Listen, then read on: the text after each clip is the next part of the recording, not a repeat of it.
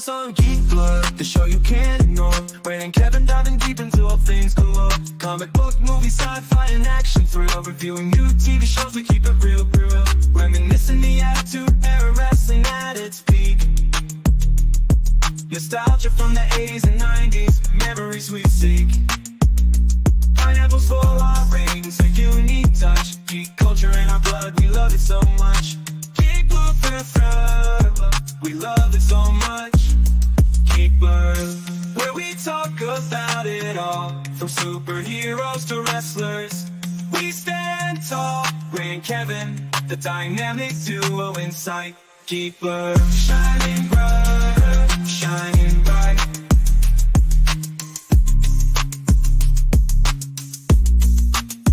Did you hear about Pluto? That's messed up, right? Geek Blurb, taking you on a nostalgia flight. From movies to TV, we cover it all. Join us and every week we'll have a ball.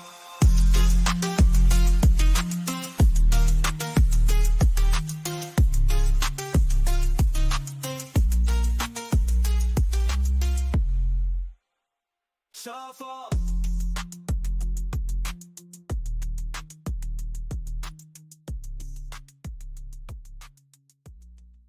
Hey.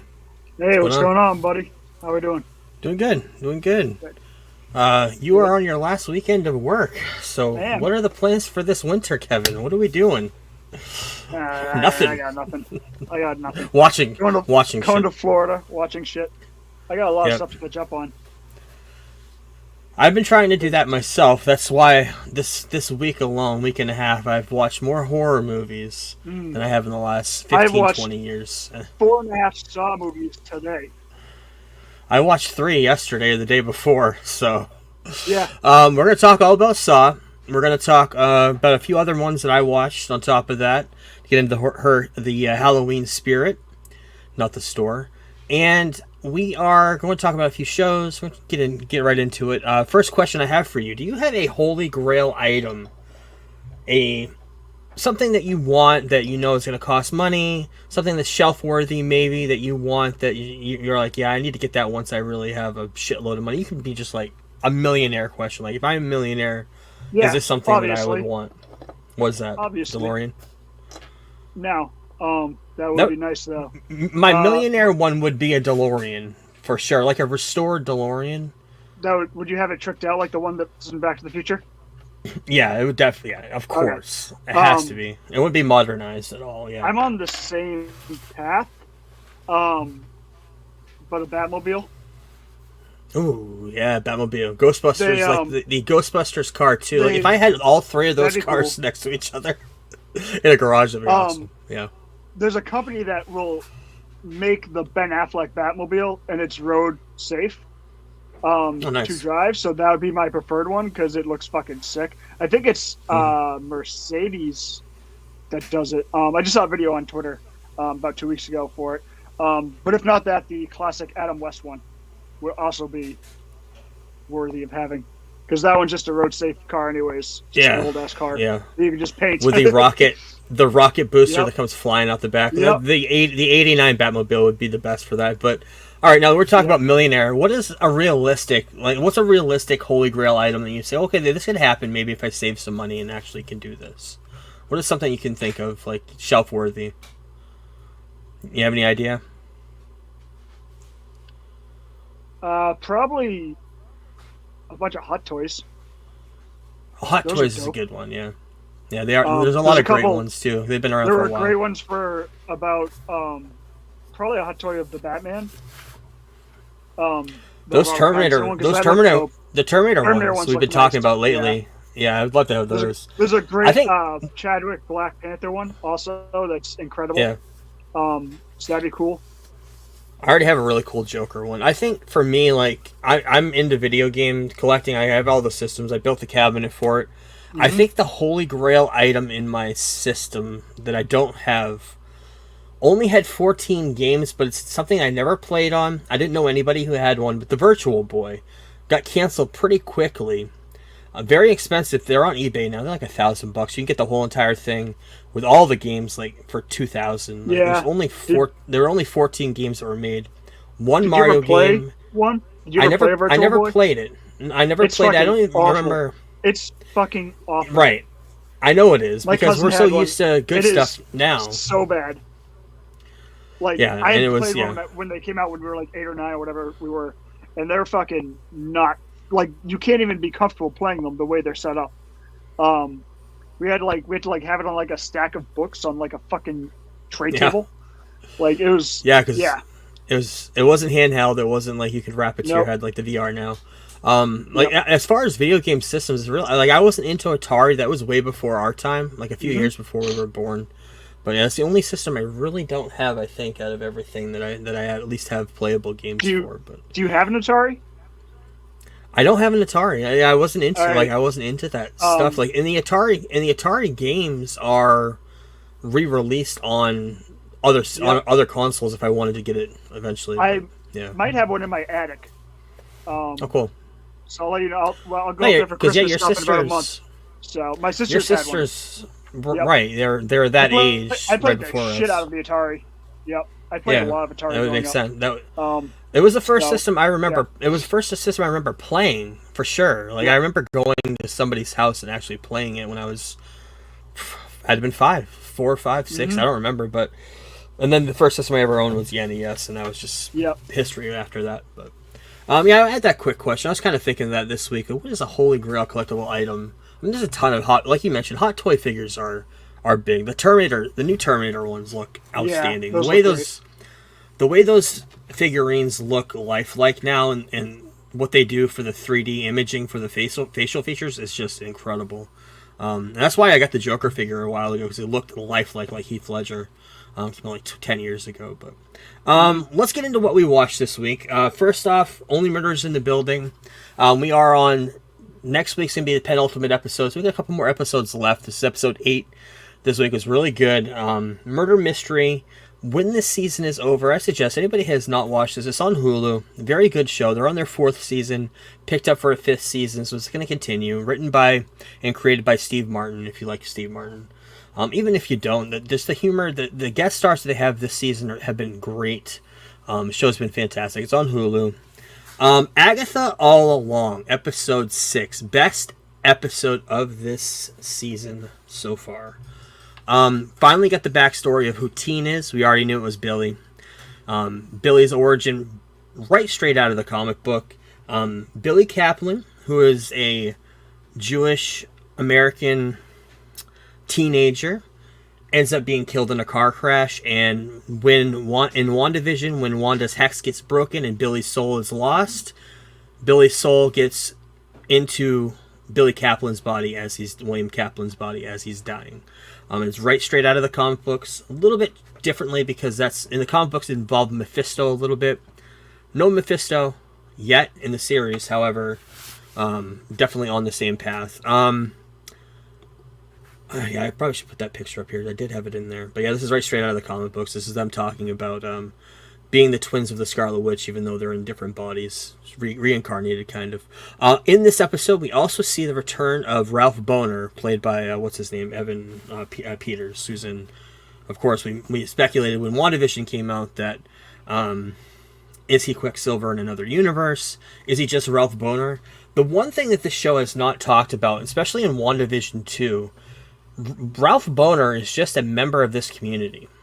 Just lives in this house. Agatha took it over and started living in his home. That's all we knew about it, really. But he had Quicksilver's powers at one point in WandaVision.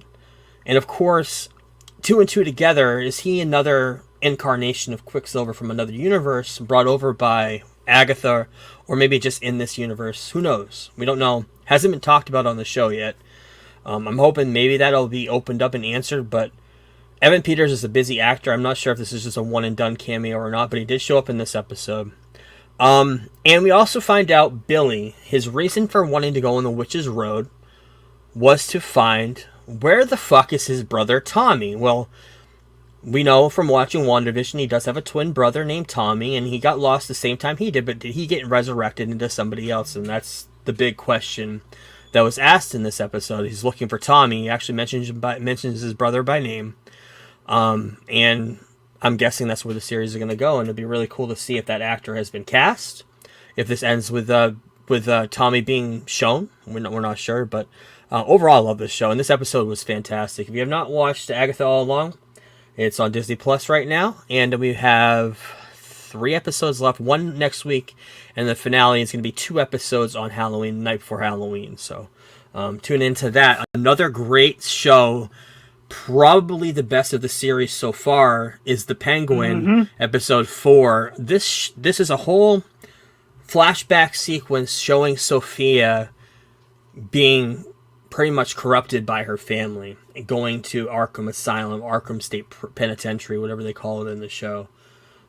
It was done so fantastic. And then the end of it, we'll talk about the end of it in a minute, but Carmine Falcone recast Mark Strong. I asked you about it, recasting, because I guess John Turturro had other obligations, couldn't come in and play him. But they did go to a flashback. One episode, so they probably didn't care either way. Right. Mark Strong's great, so. Mark Strong is fantastic. He's a great actor. Yeah. He did a great job taking over the shoes of Carmine. But we also get we read Long Halloween last week. We talked about it in depth. And this episode, I'm so glad that you picked that comic book, and I'm glad that we talked about it last week, because this episode name mentions a ton of people from the Long Halloween, because it's all about the Falcone family. Carmine, Carla Vieding, you actually see in this episode. You see a lot of Falcones, and we'll get to that in a minute.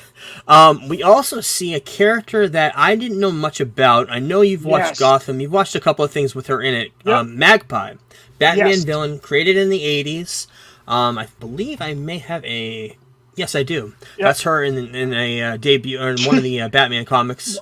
Looks very strange, very weird. My favorite thing about this is when we all saw Magpie, we were doing the group watch, and in the group watch chat, Corey's like, Magpie, yes. And then like 5 minutes later, he's like, Magpie's got powers. He's like, that means Reeves can easily bring this Batman into the Superman universe, and we're going to get powers in this universe. And literally, as he hit send on that, Magpie died. Yeah, Magpie was dead.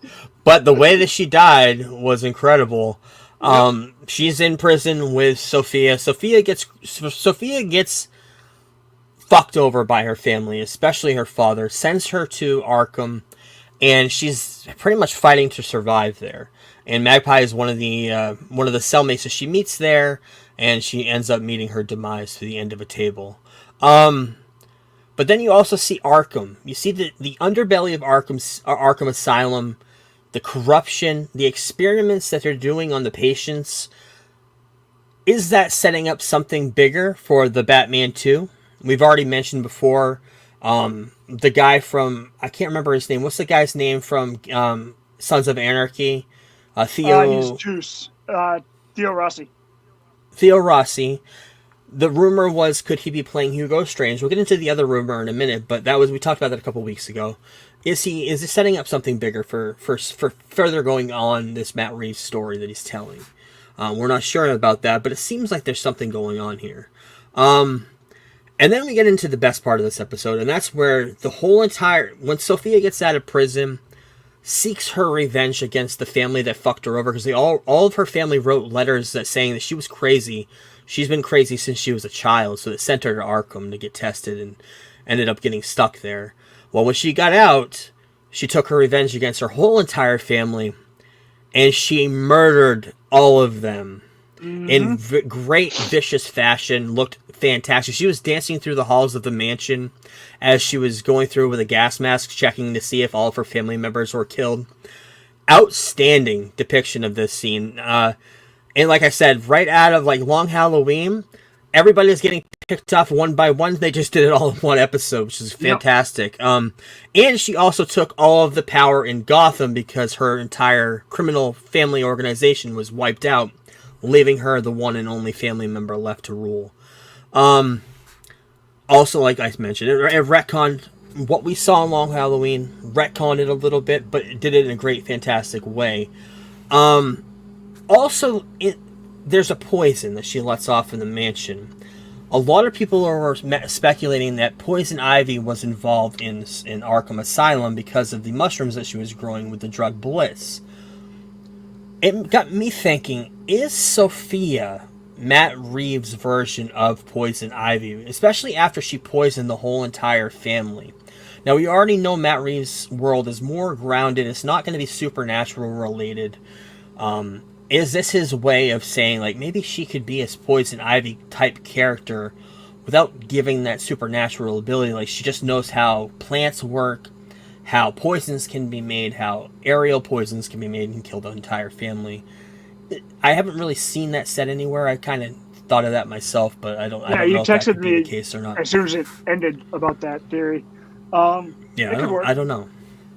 It could. We'll see. Then we've got a few more episodes of this to go. But this is the fan speculation I was hinting to with Theo Rossi. The other speculation is him working at Arkham Asylum. There's another crazy doctor that works there, Dr. Crane. Of course, you know that as Scarecrow. Could Theo Rossi be playing another version of Scarecrow in the Batman 2 for Matt Reeves? That was a speculation going on after this episode, because they showed him doing the experiments. He kind of has this sympathy towards his patients in a weird way. So I'm not really sure about this character yet. I don't think a lot of people really get it and understand it yet. And it'll be explored later on. Such a big actor. We know he's got a big place in this somewhere. We just need to figure that out. But overall, this episode was it was amazing. If I were to rate it, it'd be like a 5 out of 5, just because of the way it just depicted everything. It's one of the, I think I may have it in the notes, I'm not sure. It's one of the highest rated episodes of television ever on IMDb. I think it's a 9.5 out of 10. At first it was like a 9.6. It went down a little bit, but 9.5 out of 10. There's not a lot of episodes of any television show that high. There's a few, but not a lot. But yeah, if you have not watching this, it's on Max every Sunday night. This is episode 4. We got 4 left, so yeah, it's fantastic. It's really, really good. Done well. This week a show debuted on Amazon Prime, except in the United States, and only the United States, The Office Australia. So I was not able to watch it, but everything I'm hearing is that it's a bad, blatant ripoff of the American Office, to the point where there's a lot of the same acting type, same acting ability, but I had no idea because I haven't been able to watch it, and it's blocked. I believe I read that the VPNs are being blocked too through watching it over here. I don't know how they're doing it through Amazon. I don't know if it's because you have it on your account as Amazon Prime in America. I don't know, but you're not able to watch it over here at all. I think that's what it is that if you're registered for Amazon Prime in America, it doesn't work overseas. Yeah. So I'm not going to talk about that, but we are going to talk about the premiere episodes of Shrinking Season 2. Were you able to watch these two? I have not. I forgot they were on until I saw the notes. I forgot they came out this week. So. I did see it. I will tell you that Brett Goldstein plays an amazing twist character that sets up from something from the first season, and I cannot wait for you to watch this, because there's going to be a lot of interactions between him and Jason Segel throughout the season. So it's fantastic. Really good. It's on Apple TV right now. First 2 episodes, and that airs every Wednesday. Getting into movies. Kevin went to the movie theater yesterday. Saw a movie that I'm very excited to see, and you're gonna fucking love it. By the way, sick invite, bro, because that is one of my top movies this year for sure. Well, you don't have the Regal Pass anymore, and I don't have the Regal Pass.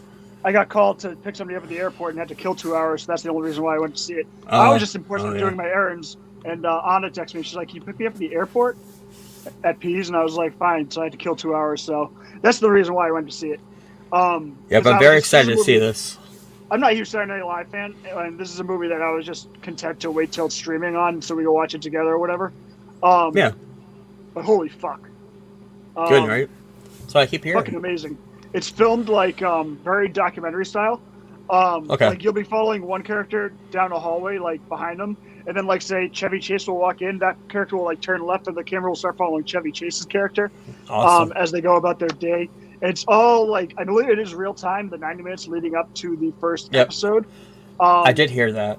I won't tell you where it ends, but it ends off in a great place. And the acting is amazing. J.K. Simmons, fucking standout. I mean, obviously that's not really a surprise, right? J.K. Simmons is one of the best actors alive. The guy who plays Chevy Chase, though, owns this movie. Absolutely owns this movie. Awesome. I have not seen a lot of early SNL, so it was tough for me to like put the 1984 version of Dan Aykroyd in my head while watching this because he's much different in pretty much everything. Body shape, he looks much different. So when I got home, I watched the first episode of Saturday Night Live. Oh, I watched that a while ago. Cool. Because throughout the movie, they are rehearsing a lot of the skits. So I wanted to see the skits that they were rehearsing. Yep. And that even further solidified how well all the actors did in this movie. And I'm not sure, you'll tell me it's like a blink and you'll miss it, but I think Brie Larson might be in this movie. As what's his name, the head guy, blanking on his name. Lorne Michaels running the show. Yes, Lorne Michaels is he's looking for Belushi, and he just asked some random blonde chick, and I'm like, that looks like Brie Larson. Like where if she's seen Belushi. Oh, the other standout of this fucking movie was the head writer, who's also in the very first skit at the beginning with Belushi on the first episode. That dude was hilarious in this movie. Absolutely, like he might be my favorite character. That I didn't know really anything about. So overall, I'd say this movie is a solid 4.5. You'll probably might give it a 5. You'll like it a lot. It gives you a lot of like anxiety. Like I'm sure you've seen movies that like where they're getting ready to go to air on TV or whatever, maybe before a concert or something. Like there's a lot of anxiety, and the soundtrack kind of dictates the anxiety. And they did a great job with the soundtrack, which was also done by one of the actors in the movie. So yeah, just overall a great experience. I loved it. It's just over an hour and a half, I believe. So it's excellent. And Finn Wolfhard's randomly in it also. Yeah, I know he plays the NBC page. I did see that in the trailer. Yes. The guy who plays John Belushi, I did want to get into that in a minute. Did he do a good job in the movie? The guy who played John Belushi? Okay. Yeah. The casting was weird for a lot. Like each person was casted differently. Some people didn't even look remotely like the people they cast. I just listened to his interview by the director the other day, and he was talking about how he basically just cast that character because he looked just like him. He cast the Chevy Chase character because he could do the impersonation. Same with the Aykroyd character. But yeah, I mean, he's in the movie a lot, but he's not like all the like actors from Saturday Night Live kind of have equal play in the movie, but they're all not in it a ton. I'd say Chevy Chase is probably in it the most, and George Carlin, the guy that plays him, is pretty funny too. So yeah, it's definitely a big recommend. I can't wait for you to see it. New York Comic Con, we're going to talk about it at the end, but currently going on, and I guess, I'm not sure if he was there or somewhere, they're talking a lot about the guy who played John Belushi playing a version of Wolverine, because he's short. I guess he's muscular. He's not really as bulky as John Belushi was back then, but I guess in real life he's muscular and could play it off. And I saw a picture of him without the makeup, without the John Belushi hair and all that, and he looked like he could do something like that. So we'll keep an eye on that rumor or that fan casting. I watched a movie last night on Prime, brand new movie, Brothers. Did you end up watching this, Peter Dinklage? No. Very good. But you can tell that there is no improv on set. This is a strict, like, I don't think Josh Brolin could do a improv movie. I think he's just a read the script type of actor who just stays it strictly to the script. So it wasn't like you're thinking of movies like Step Brothers. You're thinking of people that are known for the improv and where the comedy can come flying out. There's a lot of funny moments in this movie, but it was all written. You could tell. That John Cena movie we watched last spring. Like right, something like that. exactly. Nicky or like, Yeah. You could tell that John Cena was just playing like crazy with the improv. Yep. But this movie definitely looks like straight to the point. It was written on paper, performed, and that was it. So there's a lot of funny moments, but didn't really push the bar. And it's reminiscent of a lot of movies past too, so there's not anything that breaks the the wall. But directed by Max Barbaco, don't know the guy. He did do the movie Palm Springs, which I've not seen, starring Andy Samberg and the woman who plays Sophia Falcone. Yeah. I've not seen that. I know it's about time travel, kind of like Groundhog Day. Came on Hulu right during the pandemic. J.K. Simmons is in it as well. He directed that. This is his second movie, starring Peter Dinklage, Josh Brolin, Brendan Fraser, right after The Whale, Marissa Tomei, and Glenn Close all play roles in this movie. Very good, but you can tell, like I mentioned, it's not like blowing it out of the water comedy-wise. But there's a funny scene in the middle of this movie, was kind of teased in the trailer with the monkey, with Josh Brolin. I can't stop laughing for like 10-15 minutes. But it's really good. It's on Amazon, probably like a 3.5 out of 5 for me. Decent movie. It's on, if you have Prime, it's on there. So, finally came out this week. Alien Romulus, my favorite movie of the Alien franchise. Kevin, high. Really? You like high? High praise because of the acting, and we're going to get into it in a minute. Directed by Fede Alvarez, starring Kaylee Spaney, or I guess that's how you say her name. She was in Civil War. She was the lead of Civil War. She played Priscilla Presley in the Presley movie, Priscilla movie. Yep. Originally, like you mentioned, I think last week, it's going to be a Hulu movie, and they decided to pivot and make it a theater movie. Good choice for that. They did gangbusters. Set between Alien and Aliens, so we're talking about a timepiece. Actually looks like, in the beginning of this movie, looked like it was shot in the 80s, some of it. Doesn't it? I believe it was purposely doing that. Down to the camera, there's like camera filters and stuff that were used to make it look aged, so I noticed that watching it. Andy, the android in this movie, is the best android in this series. Steals the show. Ever. Yep. Better than Ian Holm in the original, better than, I can't remember his name in Aliens, but the best depiction of AI I've ever seen on the Alien movies by far. I can't wait to see if this goes further, because this definitely could set up another series of films with him in it, and with this new girl. I can't remember her name in the movie. Kaylee Spaney. Yeah, I can't remember her name. Yeah, what's her name in the movie? I can't remember either. I don't remember. But he's amazing. And he is one of the, I think it was Variety or somebody, the top young stars of the country or the world right now, and he's one of them. Rook is Ian Holm's character from the original Alien, but another version of his android with the name Rook, and he's on this ship Romulus. Romulus has been taken over by aliens. I'll get into that. I don't want to get into the big spoilers of this, but actually, there is one big spoiler that we need to talk about, and that's the next one. But Ian Holmes, they did come back, and they did do all new CGI deep fake on his face. A lot of people had an issue with that. Right. It. Family allowed. Like, why couldn't Family allowed it. Family did allow it, and also like the point of having him in this is it was set up in the very first Alien, or no, it was set up in Aliens. That specific model had issues and bugs, and that's why they had to have him in this, because he's the bad android. That's the main reason why they had to have him in this. So you couldn't just use Bishop from Aliens. You couldn't do it because if you use just a faceless new one, it would mean nothing. So you had to see him and know that he's not a good AI. Yep. And the other thing that people are complaining about is the next thing we're going to talk about. Anybody who's not seen this movie, I suggest, number 1, watch it. Number 2, skip the next 30 seconds, maybe 45 seconds. At the end of the movie, there's a brand new human engineer xenomorph hybrid. A lot of people are complaining about that, but I thought what this movie did fantastically is not only bridged the first 2 Alien movies, but it also bridged every single... There's little scenes throughout that bridged every movie, including Resurrection, Alien 3, Prometheus. Everything in between there has been referenced in this movie.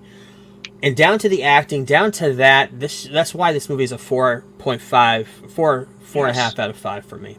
Easily. 2 scenes I want to talk to you about. First off, the no gravity alien blood scene.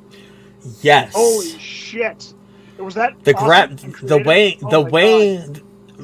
way they play gravity in this movie has not been done in a while.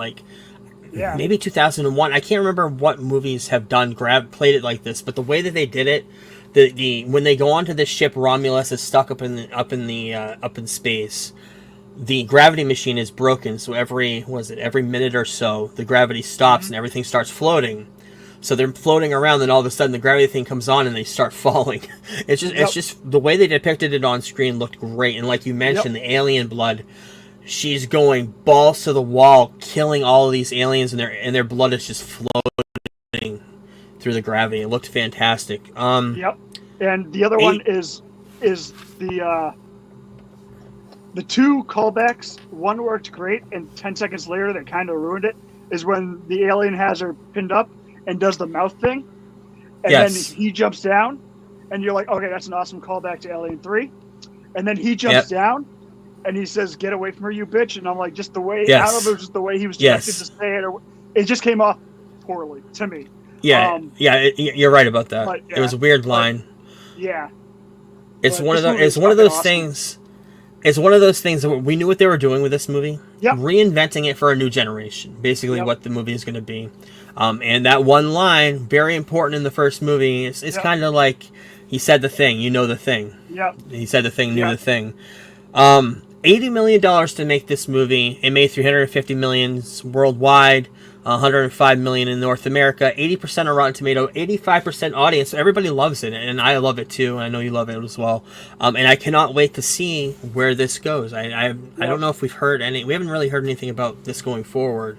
But it definitely sets up for something happening. Fede Alvarez knows how to do atmosphere, which you saw when we watched Don't Breathe 2 weeks ago. Fucking crazy. I love how at the premiere he got up. And literally all he says is, like, he got up and he got on the microphone. He just goes, "God, I hope I didn't fuck this up." And then he, like, walked off stage. And then the movie started playing at the premiere. But, yeah, I think Fede Alvarez is fantastic. I understand the issues. Like, a lot of people think that some scenes did seem like it looks like one of the scenes is ripped straight out of Solo. So they're like, Disney's AI machine is writing the movies. Yeah. But overall, this movie is fucking fantastic. The atmosphere that Fede creates is fantastic. The acting is all great. It made a shit ton of money considering the budget. Just hopefully if they do more, they don't say, okay, like Joker 2 did, they're like, okay, we made this much money on 80 million, why don't we make it for 150 and see what that's not going to work. Keep the budget because if you can do this for 80 million, you don't need to raise the budget more than 10 million if you want to go a little bit further into it with special effects or whatever. Because there's a nice little like self-contained story, which is exactly what I wanted, especially after seeing what they did with Prey, where they took this Predator franchise and they just brought it back to basics, which is what they did with Alien Romulus, which is my favorite thing about this movie. Is it's very much like the first two. Yep. So 4.5 out of 5 for me. Marks it highest in the rankings. I think I had Alien and Alien 1 at 4 out of 5. So definitely my favorite so far, and I hope this does continue. Speaking of continuing, we are at a precipice for The Crow. We are at the new reboot of The Crow that came out this summer, and it's been a long, hard, bumpy road. And we got here. But like you mentioned last week, watching those movies puts this movie back on a higher pedestal for sure. There's problems. There's a lot of problems with this movie. A lot of problems. We'll get into some of them, but directed by Rupert Sanders. He did the only movie really notable from him was Snow White and the Huntsman that came out in the early 2010s. Starring Bill Skarsgård as Eric. Not Drevin, just Eric. FKA Twigs. The only thing I know about her is she dated Robert Pattinson for a while as Shelley. And Danny Houston, who's part of the Houston family. Angelica Houston's an aunt or somebody. 18 years in development hell, this movie. Since the last one we talked about last week. 18 years in development hell. With rumors of, at one point, Channing Tatum, Ryan Gosling, James McAvoy, Mark Wahlberg, Tom Hiddleston, his brother Alexander Skarsgård, Sam Witwer, who does all the voices for Star Wars. He does Darth Maul. That was actually James O'Bare's choice to play the Crow at one point. Nicholas Hoult. Those were all people that were signed at one point to play the character. Then I rumors remember around 2010 or those were the IMDb. like every day looking up like when this was going to move forward. It just never did. But continue. Those were all rumored names. The actual people that signed on, we had Bradley Cooper at one point, Luke Evans, Jack Houston, which is either the son or the nephew of the guy who ended up playing the bad guy in this movie, Danny Houston. Had all signed on at one point to star, but eventually Jason Momoa had gotten the closest, and they actually went into production for that. We're within 10 days of filming, or a week of filming? Within 10 or 14 days, And Jason Momoa dropped out, and they had the whole entire thing planned and ready to go, and that was just a couple of years ago. And that was going to be called The Crow Reborn. Strike that, reversed it, did not happen, so now we're at square one, so they restarted again. Delays mostly dealing with the Weinstein Company suing for their past distribution deals. So they did all the original Crow movies. This is a whole other, I don't know who did this, a whole other outfit that did it. And well, the creative differences, I know Jason Momoa left because of creative differences. Producers wanted something, actors were trying to get something else, especially somebody with a name like Jason Momoa who had a little bit of control of what he was doing, ended up leaving. But James O'Barr became a creative consultant at one point early on. Different depiction of the Crow, afterlife and return of this movie. Ended up right before COVID. They ended up getting Bill Skarsgård, FKA Twigs. They ended up getting everything together, filmed the movie. But this is going to be closer to the books, more so. Not fucking with the legacy of. It's supposed to be a retelling. One. The biggest issue for me, modern day. The biggest issue for me is they claimed, okay, it's not going to be a remake of the original movie. Good. Glad you're not doing that. It's going to be a retelling of the story from the comic. But there's two very, very, very important people in that comic and in the story overall to Eric and Shelley's story, and that's Sarah and Officer Albrecht, and neither one are featured at all in this movie. You're right. Not even hinted at. Like, I thought Sarah could have been one of her friends that she's with in the beginning, maybe. But that didn't turn out to be true. And then, of course, they have the cop that he kills immediately when he comes back. And so he's just a regular cop number one. Those are my two biggest issues in the retelling. Now, we're going to talk about it next week, the graphic novel. But are they a big part of the novel, too? From what I remember, I'm going to start reading the novel on Monday. Okay. Because I haven't read it. I haven't read it in a while. Gosh, 10 years, probably. We're going to break it down next week. Last time I read it was, I believe, around the time Momoa was cast, like 2014, 2015, I believe. It was around that time. Okay. But I can't remember. But yeah, from what I remember, they're similar as they are in the first movie. From what I remember. Okay, that's what I was wondering. My biggest issue with this movie was it showed a weakened Eric, the Crow. Even the connection to the Crow was kind of whack. Until the very end, and we're going to get into that right now. A Night at the Opera.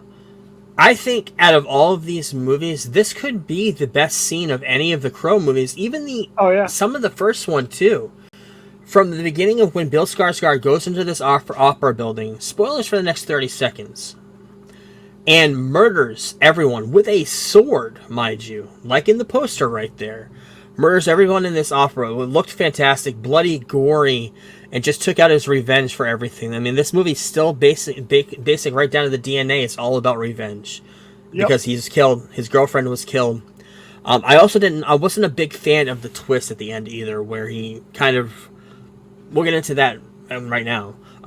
At the end of the movie, he ends up saving his girlfriend who died with him by sacrifices himself to the devil, kind of saying like, I'll go to hell to bring her back. And originally that wasn't the case. And the ending sets up a possible sequel. Producers, everybody, including Skarsgård, had reservations against this because they were thinking, "Well, just do a one and done, and be done. Don't leave it open." But it leaves it open where where Shelley's alive, and he gets sent to hell. And where could that lead us going forward? Because there is the Danny Houston character, compared to every other except for the last one, which had the devil included, but that was a fucking shitty movie. Yeah. had the devil involved as well, but this one had Danny Houston being kind of like the messenger of the devil, and there's more. That's more of a supernatural feeling to a villain we've had in these movies than most, except for the last one. Budget $50 million, only made $23.9 million, making it a huge box office failure. $9 million in North America alone. 23% on Rotten Tomatoes, 64% on the audience score on Rotten Tomatoes. So, overall for me, it was like it wasn't bad, but it wasn't the worst Right. Crow either. And a lot of those for me were grimaces. So I'd say probably a 2.5, maybe even a 3, because I don't know if I may go back and watch this again. I don't know. Definitely not as bad as Chris said it was. I don't think. I think the ending, I mean, like the whole opera scene, is great. But by that point, you've kind of checked out on the story. Yeah, so it's just kind of like, and he's just like killing people, and like it just desensitizes you to it. Whereas every kill in the original movie meant something, and even though he's doing these horrible things in the original movie to these people, like they all deserved it. And this, he's just going up against, like, sure, they worked for the criminal organization or whatever, but at the end of the day, they just were working the opera, and they're all like nameless, faceless criminals. But some of those kills are fucking disgusting. Like when he takes the sword, he puts it in the dude's mouth, and he just pushes it all the way through. Also, that sword got to be the shortest sword in the history of swords. Like it's basically like an extended knife. But yeah, I mean, overall, I think I gave it a 2.5. I think that's what I'm gonna stick to that 2.5. Because it's not like the love story could have been done a little bit better if they're going to go that route of giving us like the first 45 minutes of just a love story. It could have been done or handled a little bit better. And also at one point where he's just like, I don't know if I want to save her. And then like he randomly decides that he will, and that's when he decides to give his life for hers. You're just like, that was a quick turnaround. But overall, you do have fun with the last. I'm probably gonna watch the end of this movie a lot. I don't know if I'll ever sit through the entire film again. It's rewatchable. Like there's only 2 movies in this franchise that are rewatchable. This one and the first one. Everything else I could go without ever seeing ever again. But these 2 are worth watching again. Especially, I mean, the first one is just gonna be a classic, forever etched in pop culture and my Halloween or whatever way of watching things. But overall, not bad, but not good, and 2.5 out of 5. Now we're getting into the Halloween thing of it all. I know these movies are some of your favorites. This is your recommendation for this week.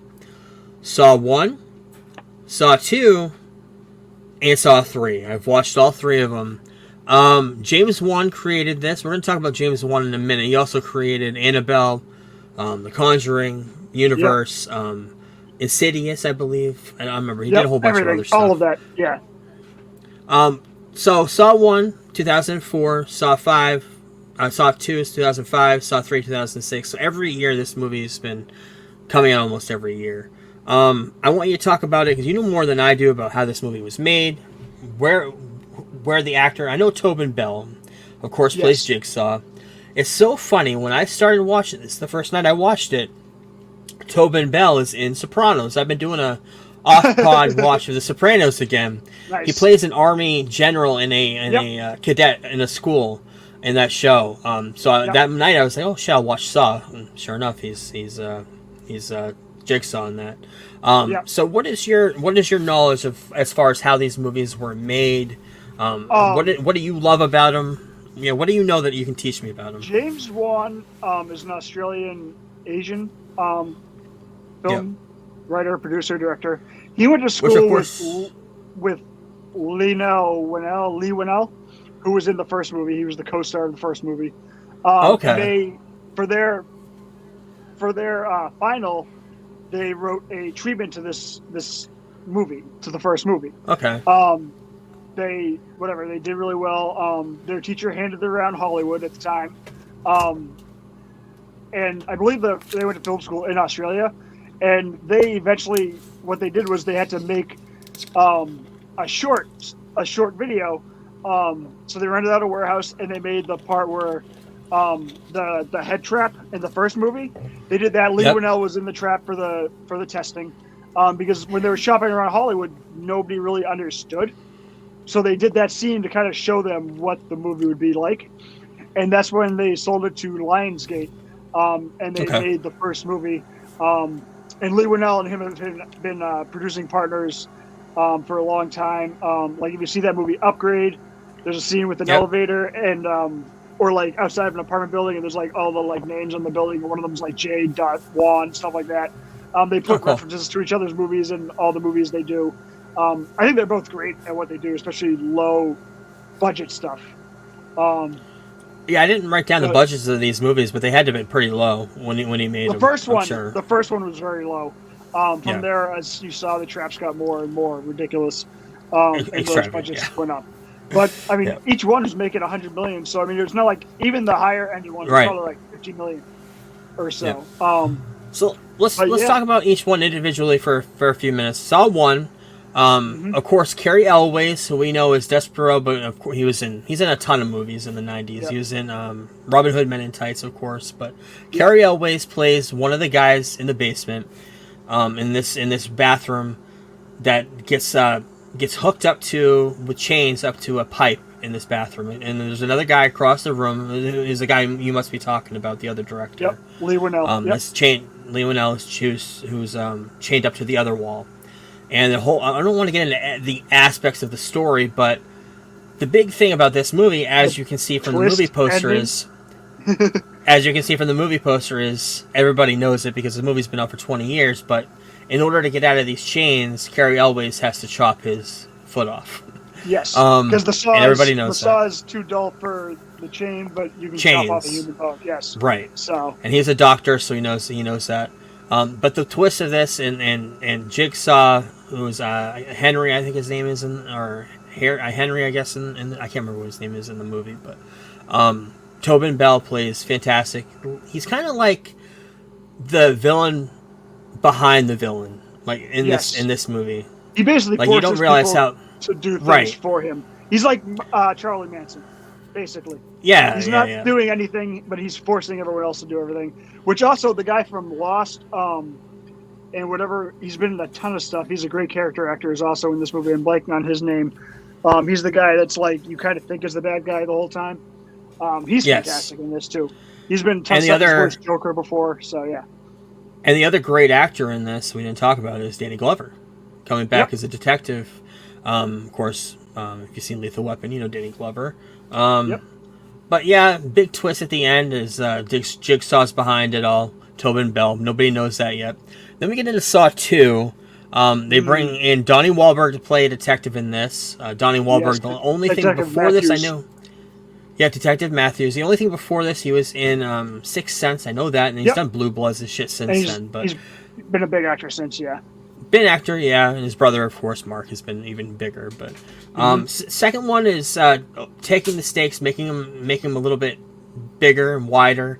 And they're in this mansion. Then he brings a whole bunch of criminals into this mansion, and Donnie Wahlberg's son is the only one that's not a criminal that's put into this place in this mansion. And you find out, spoiler. What were you gonna say? You find out the twist in this. Well, one of the twists in this. The first twist is that all the criminals were put into prison by his father. So he's basically in there. They don't know. Kill his father. Yes. And they don't know. And then they slowly, as I turn, they find out that, oh shit, this is the son of the guy that fucked up my life and put me in prison. But the way that's depicted is great. And at the end of the movie, the big twist at the end is one of the women from the first movie, one of the people that survived one of his tests, ends up becoming like the protege to Jigsaw and is helping him out. And Donnie Wahlberg gets trapped in that same room from the first movie and gets chained to the chained to a pipe as well by this woman that's helping Jigsaw. Great movie. I loved it as a continuation for the first one. But yeah, and then we get into the third one. Donnie Wahlberg has, I don't think, this must have been filmed as a bonus scene for Saw 2. So he's not listed in the credits for the third movie. I don't know if this was like a deleted scene from Saw 2 or what. Do you know about that? Because he had, they were supposed to do a storyline in this that they couldn't with him because he was already preoccupied or signed up for something else. Okay. So they just shot this one scene, and they continue that. Okay. He's actually in the fourth movie, which is the continuation of his story. Okay. So yeah, that's what happened basically. So in this and you one, also find out there's another way to get out of the chains, and that is fucking brutal. Yeah, when he literally breaks his shatters his ankle with the back of a toilet. He like hits that thing, and then he breaks his foot the other way. But that shit was hard to watch. It's hard to watch. These movies are hard to watch if you're not into gory, and I'm not huge into gory stuff. I watched these for you, Kevin. Be grateful. Yep. First one isn't too bad.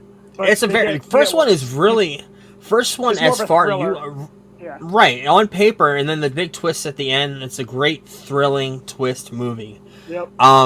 Third one is okay. Out of all these three, it's okay. More heart, more relationship stuff. As far as there's a doctor that Tobin Bell has cancer. That's basically why he does this from the first movie, and I know that continues through the series. I read up a little bit, but Tobin Bell has cancer, and by the third one, spoiler, he dies. But he tries to find a doctor that could help him, help take away some of the pain, help him as he's dying on the table, and his proteges in this one as well, and trying to help bring a doctor in to help him. And in order to get the doctor to help him, they put her in this device on her neck that'll, if his heartbeat goes down to 0, it'll explode and blow her head off. And spoiler alert, it happens at the end. And simultaneously, because like you don't really know, like she and her husband are getting divorced, and he's the one going through all these traps at the same time. But you don't know the entire movie. Spoiler alert for this entire 20. He wants to see his last. Jigsaw wants to see his last thing play out before he dies. That's basically and what this he whole wants. thing was a test for Amanda, and she fails the test, obviously.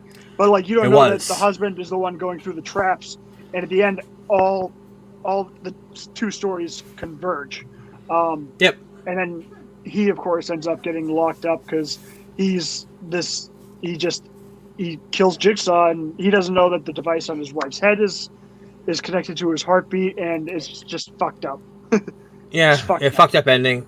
And like you said, this is the end of a trilogy, you said, and I guess there's another trilogy after this. And I know there's a prequel, there's a spin-off with Chris Rock involved in this. Yeah, spin-off's not very good. Spin-off's the worst. Yeah. The wife from Dexter is in the one that's just called Jigsaw, which takes place, I believe, between 2 and 3. Saw 10 that came out last year, it was last year, I think. That's set between 1 and 2. When he first gets his his cancer diagnosis is obviously when the first movie plays out, and then he goes to a different country he goes to Mexico to try to get like help and meds, and he gets fucked over by these people and puts them all in saw traps. And Amanda's in that one also.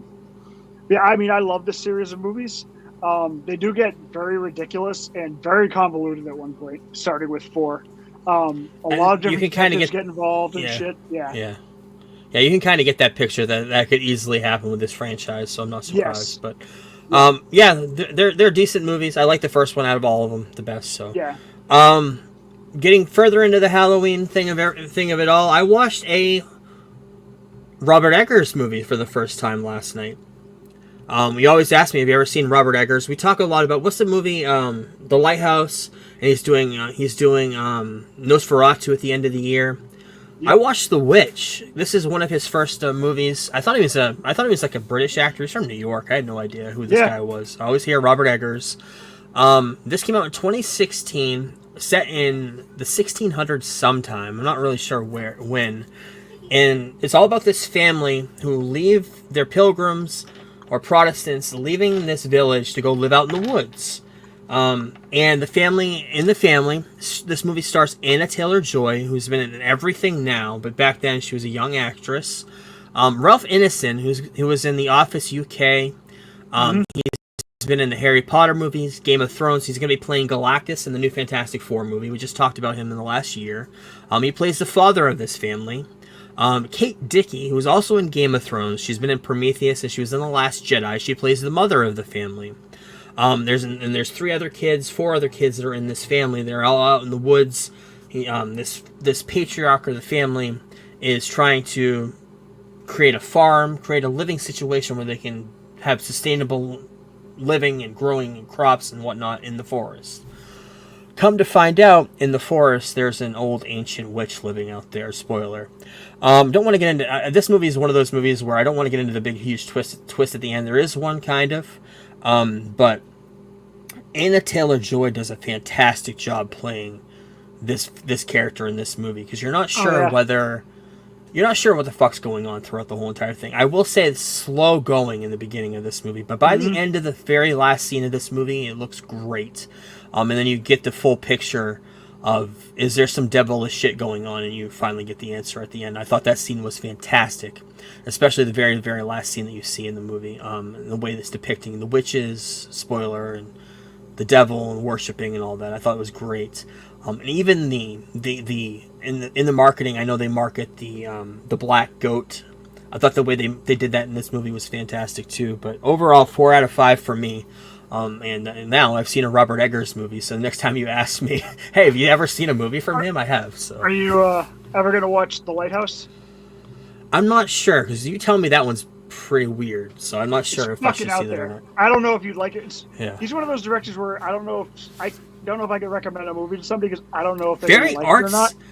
Very artsy. Like I get that. Yeah, I definitely do, and especially in The Lighthouse, it's the way it's looked in the trailers and stuff. I've seen that, but his movie with Skarsgård is really good too. Nosferatu looks awesome. It looks awesome. It's a timepiece. It's kind of set like this a little bit, but with, instead of the witches, you got the vampires. So yeah. Dracula. Another movie. I talked about Conjuring last week, and now we're talking about Annabelle. Surprisingly, I like this movie, and a lot of people don't like it, but I'm not a big, huge fan of, like, Chucky. I'm not a big, huge fan of terrorizing doll movies. This is a spin-off / prequel to the original Conjuring movie, set in the late 1960s during the Manson family murders and satanic cult stuff that was going on.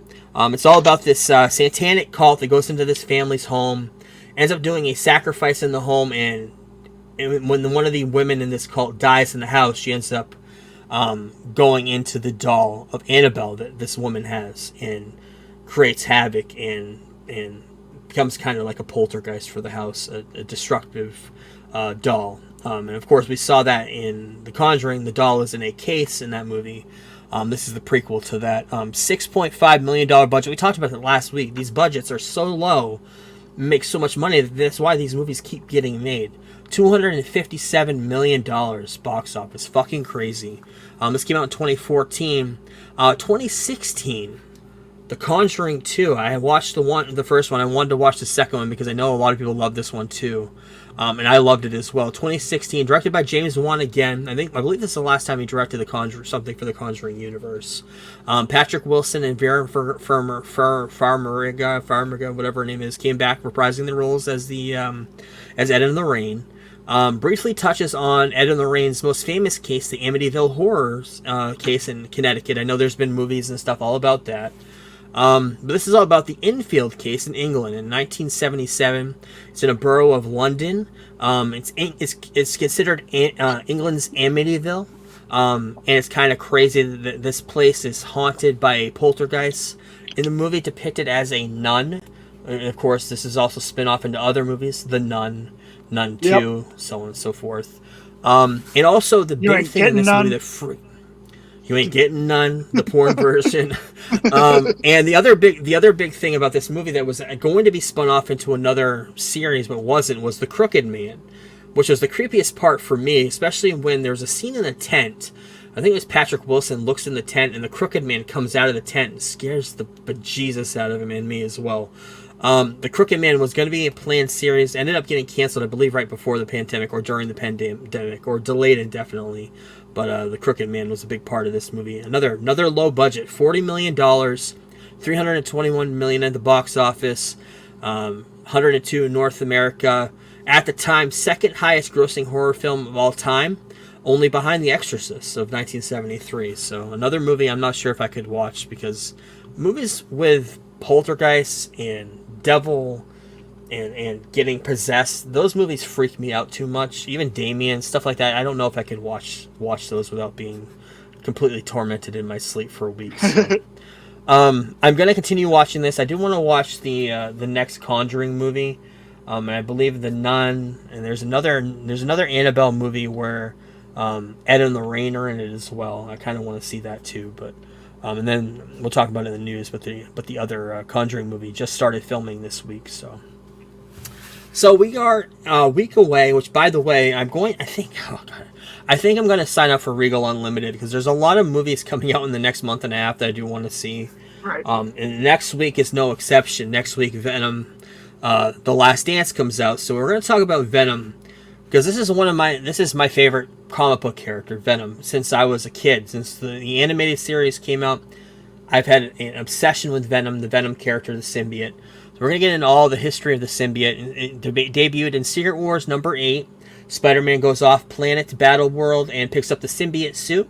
And for a few years, from 1984 until I think 88, when the suit comes off of him, he's wearing this black suit, cool different variation of his Spider-Man suit, all black with white eyes, the new different white spider on the front. Everybody knows what Venom looks like in the comic books, or what symbiote Spider-Man looks like too. Same look, without the big huge face and the teeth and the tongue and all that, just Spider-Man. So that's where it all started. Spider-Man the Animated Series in '94 did a retelling of this story, made it the character a household name at that time as a cartoon. And after it became a household name, a lot of people loved it. Started having talks of being a solo film. Started in 1997, the talks. First script written by David S. Goyer. We talk about him all the time. It was going to be produced by New Line Cinema. Dolph Lundgren was in talks to play Eddie Brock, Venom. And the first movie in the 90s was gonna have Venom star as the villain in the movie. This did not come to pass because Sony purchased the rights to all the Spider-Man characters, including Venom, canceling the New Line's deal to make that movie. The history of the rights issues, 1990s, Marvel was going under bankruptcy.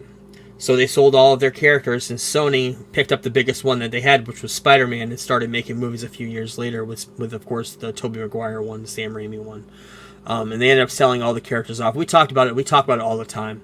Hulk was owned by Universal. New Line owned, I believe, Blade. It was all moved around everywhere. But Spider-Man was the big one that Sony purchased, and they had to deal with that.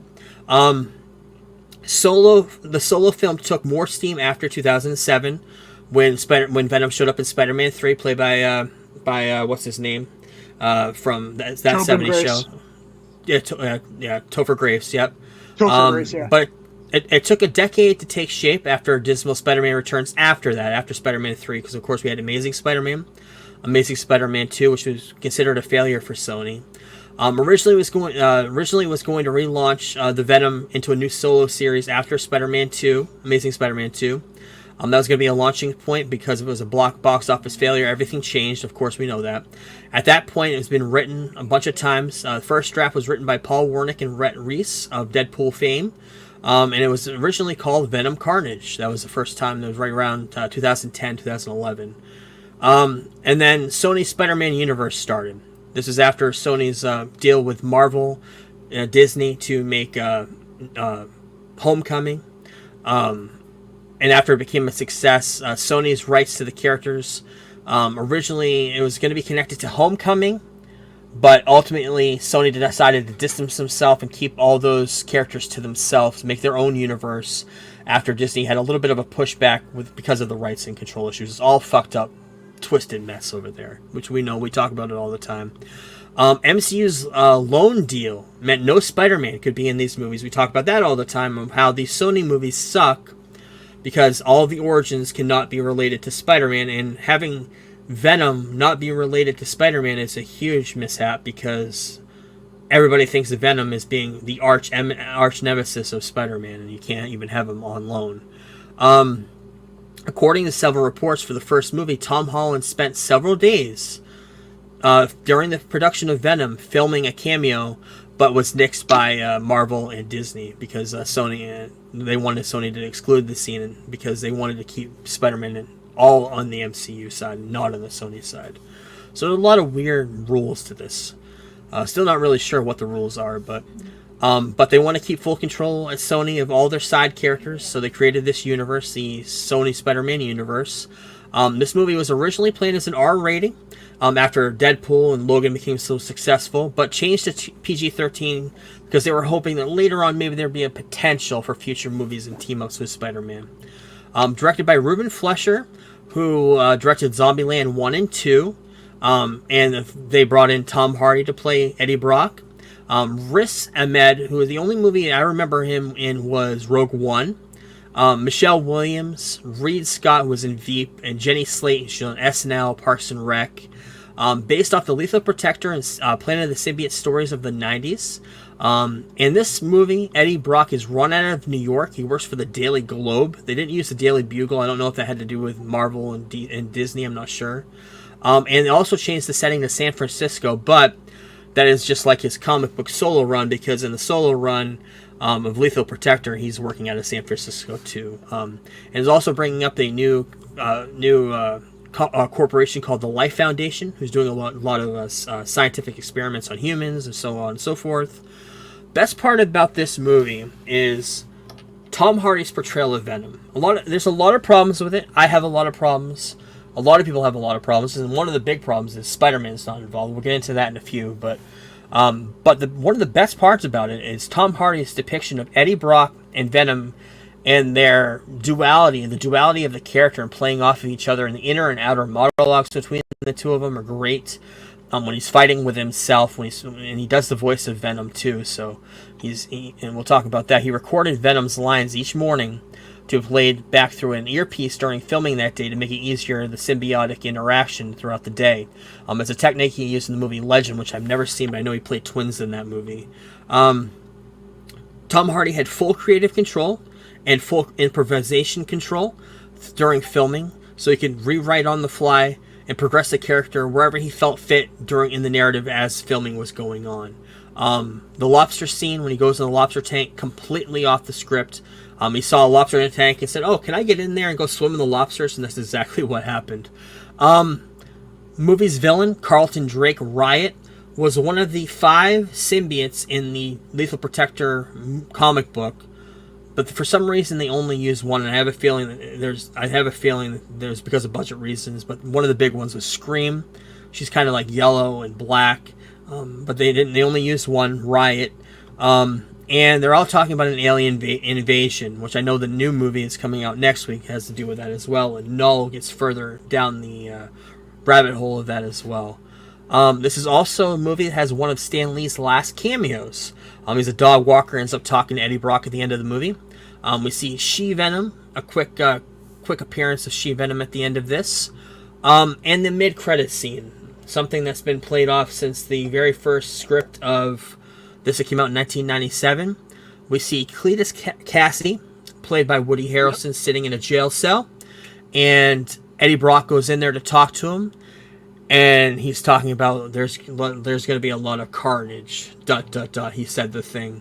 Fleischer wanted to cast Woody Harrelson. He worked with him in Zombieland because of his role in Natural Born Killers, which I've never seen, but I hear it's a good movie. It's very good. After credit scene was the very first time we saw a first glimpse of Spider-Verse.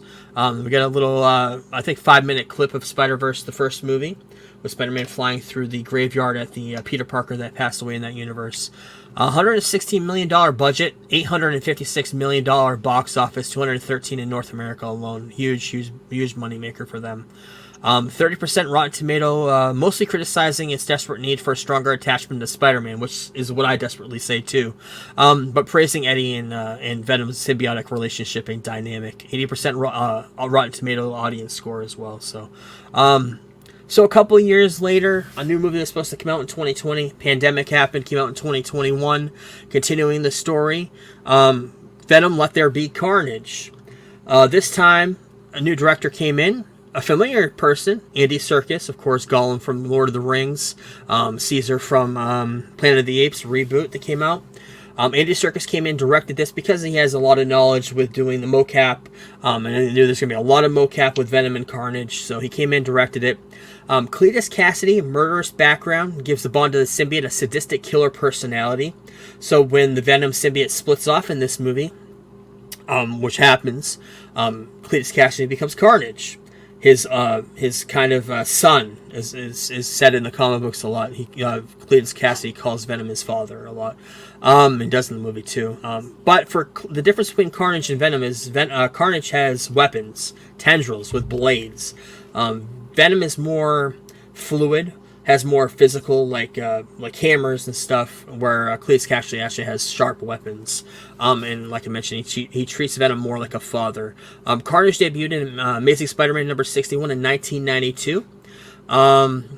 But yeah, it's depicted right out of the comic book when Eddie goes to the jail. In the comic book, he actually is in the prison cell next to Cletus Cassidy, and a piece of the symbiote comes off of him, goes into a cut in Cassidy's body, and enters his bloodstream. And the movie version is a little bit different where Cletus is being killed through lethal injection.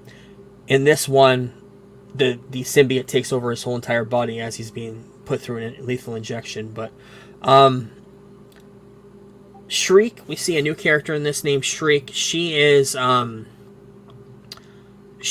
Maximum Carnage, the comic book run that happened in the 90s, the video game. She's a mutant, kind of. I believe she's mutant. They name her actually a mutant in this, but she has this really loud scream, like a mutant-like scream that'll kill everybody's ears. And the detective in this movie burst his earlobes because he heard her screaming. In this movie, different from the first one, because he was fired from his blog, Eddie writes columns for the Daily Bugle. For some reason, they brought the Daily Bugle in this one. The jailbreak scene, when Carnage first escapes, is directly out of the comic book origin. He destroys everybody, the guards, even the prisoners in the jail, to escape. The problem with this movie is PG-13 watered down Carnage quite a bit, watered down the story, couldn't maim and murder as much as he would in the comic book run. Weakened him a little bit. But everybody talks about this movie. The one big thing from this is right before the MCU goes into No Way Home. Right before we get into the Spider-Man and where all the Spider-Men show up. So we're not sure what's happened. We know all the rumors at this point where Tobey Maguire and Andrew Garfield and Tom Holland are all going to team up in the next Spider-Man movie. So what does that mean for the villains? So that gets us in the mid-credit scene of this movie, where we see Eddie and Venom on the run in a hotel room, because they're on the lam now. And they're suddenly transported to another universe, teasing the No Way Home that's going to happen a year later, where they see J. Jonah Jameson and Tom Holland's MCU Spider-Man on TV, after the Mysterio reveal of his secret identity in Far From Home, where Venom recognizes him through his connection to the symbiotic hive mind. We'll get into that next week. But yeah, he's kind of teasing like, oh, that's taste. I think he licks the TV. It's a mid credit scene everybody was talking about, because we knew it set up something for the Spider-Man movie. We just weren't sure. Movie had a budget of $110 million, made $506 million box office, a little lower, but was also during COVID, right after COVID, so understandably low box office. 57% Rotten Tomato, a little bit better than the first one. 84% audience score, but for me, Carnage was watered down because they couldn't do anything with the PG-13 rating, which is understandable. But very excited for next week. We've talked about it, Null coming in, and I don't want to get into too much until next week when we see it, but yeah, I'm very excited for that. With that being said, let's get into the news.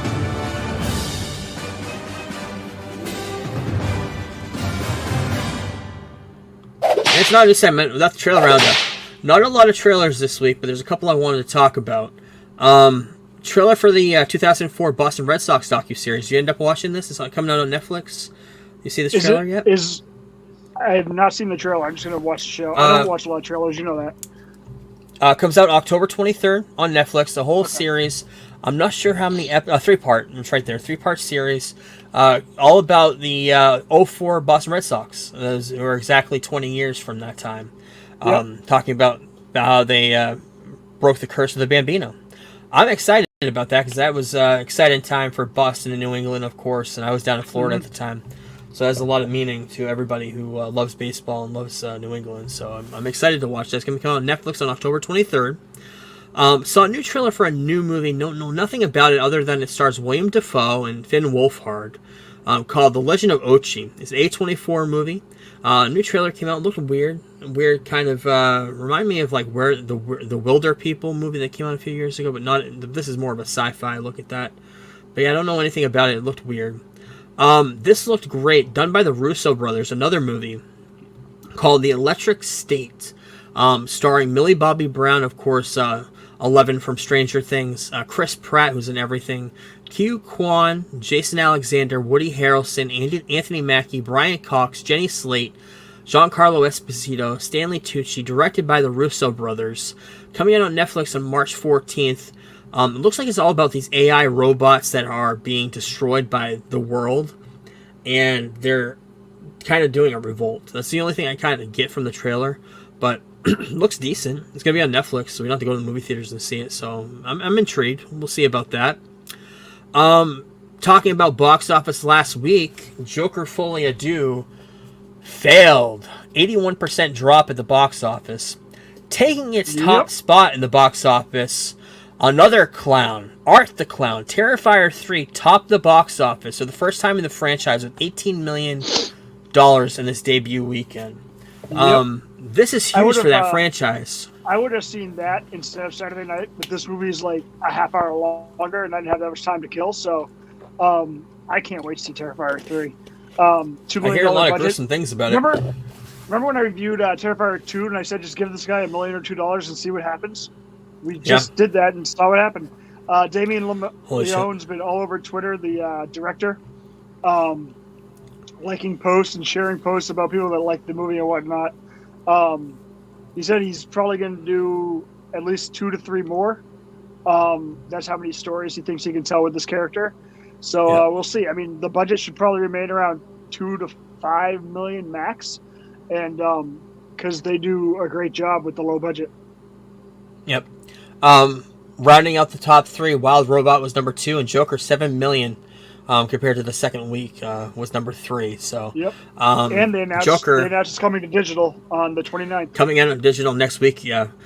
Speaking of Joker, David Howard Thornton, who plays Art the Clown, wants to play DCU's Joker. And I believe I have a picture here of what he would look like. First of all, that's Art the Clown, if you don't know who Art the Clown is. Very sadistic. But this is the picture of what he played in a YouTube short, I believe, as the Joker. He looks just like the fucking Joker. I think, but he wants to play him desperately. To a non-scarred, just a regular, straight-up dude. Yeah. Just wears a little bit of face paint like this. The man who laughs. That's who I would love the DCU Joker to be. Yep, the man who laughs is what I would want to see too. Already confirmed that they're going to be doing epic closure to the Art the Clown saga with Terrifier 4. Damien Leone mentioned that. So yeah, I'm not sure if I want to watch these movies. I'll let you be the judge next year if we should get into them or not. But I want you to, but I understand if you don't. The first one is very much in line with some of the bad Christmas horror movies we've watched. Okay. But like that's the type of movie it is. Then the second one obviously has a much bigger budget. I mean, the budget is still only like $500,000, I think, and it has like fucking Chris Jericho's in it. Like a bunch of random people are in it. I'm interested to see what your take on the third one is first. I want to hear what you say about the third one before I get into them next year. I'm really excited to hear what you want to say about it before I get into it. Okay. But Joker Fully Ado is going to be losing roughly $150 to $2 million in the theatrical run after bombing at the box office. That's a huge loss for Warner Brothers. And like you mentioned, coming out on digital next week on October 29th. So, what a loss. And for everything I hear, for what you've told me, it's not that good. So, it's better than the reviews say. But, yeah, it's still not great. We talked about ratings. We talked about The Penguin earlier. I think I even mentioned it. 9.7 at one time. 9.5, one of the highest rated TV episodes ever. I didn't want to mention it again because it's awesome. Just watch it. It's on HBO Max. Another with, movie that's Ozymandias and a few episodes of Game of Thrones, basically. Another movie that we need to watch, I believe I may have it in the rundown for next week, so it came on digital this week, The Wild Robot.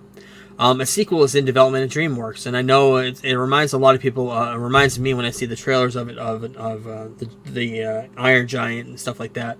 DreamWorks movie about this CGI robot, so yeah, I'm kind of interested in that.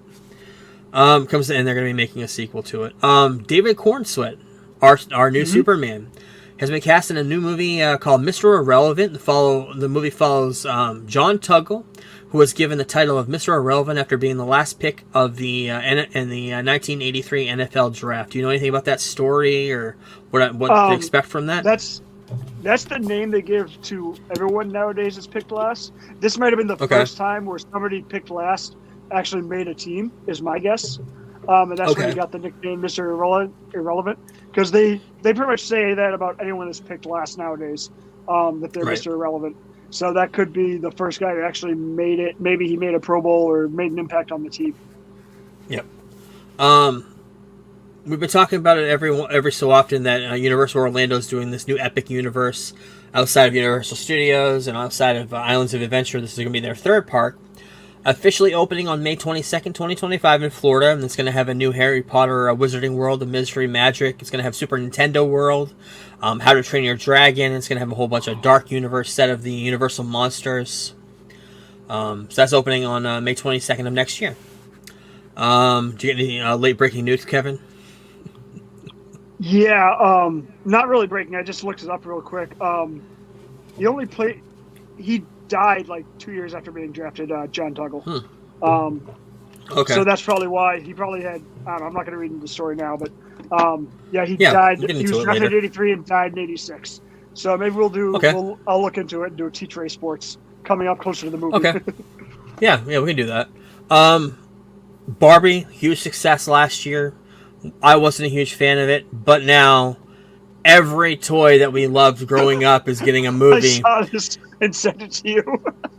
Including the Viewmaster, which I loved. It was one of my favorite toys growing up, the Viewmaster, because we didn't have 3D at the time. But we didn't have iPhones. Right, we didn't have any of that shit. So Viewmaster was a cool little thing. You put these little discs in there. You look through it like a visor. Speaking of Virtual Boy, it looks like a little smaller version of a Virtual Boy, but the pictures don't move. It's not video. It's just pictures. And it was like a 3D. The little clicker on the side. Kind of like a little fidget toy that they sell now. They sell fidget toys that kind of reminds you of that. Yeah. Like, gives you a very nice, satisfying click every time you do it. It's like but for some reason, a camera that doesn't take cameras, that doesn't take photos. Right, it's a camera without the pictures. But Sony, for some reason, is designing a live action Viewmaster toy movie. So we'll see about that. Just about the creation of the toy, like they did with the. Like they've been doing like the Blackberry movie and whatever else. Maybe. Fucking weird. Hugh Jackman, Ryan Reynolds, of course, just came out of Deadpool and Wolverine, doing gangbusters for them in their careers. Rumors are that they're going to be in the running for hosting the Oscars, coming out in March 2nd of next year. I think they've got great dynamic together. It'd be interesting to see if that happens. Yeah, it'd be interesting to see. Oscars is one of those awards show that's worth watching, so we'll have to wait and see. Speaking of Oscar winners, Christopher Nolan's new movie lands a Universal deal, despite Warner Brothers' attempt to lure him back with a 7-figure Tenet check. They were going to pay him what he waived for Tenet. They were going to pay him to bring him back to Warner Brothers, and he said, no thank you, I'm going to Universal. I don't know if I have it in the notes. Did we talk about it last week that he announced the new movie with Matt Damon? I think we may have talked about it last week. Yeah. The FTC is finalizing a new click-to-cancel rule that requires all subscription service to offer one click to cancel. There are a lot of subscription services where you have to go through a lot of pages. Are you sure you want to cancel? Are you really sure you want to cancel? I got a subscription to, obviously you listen to podcasts, you probably know of Athletic Greens, AG1.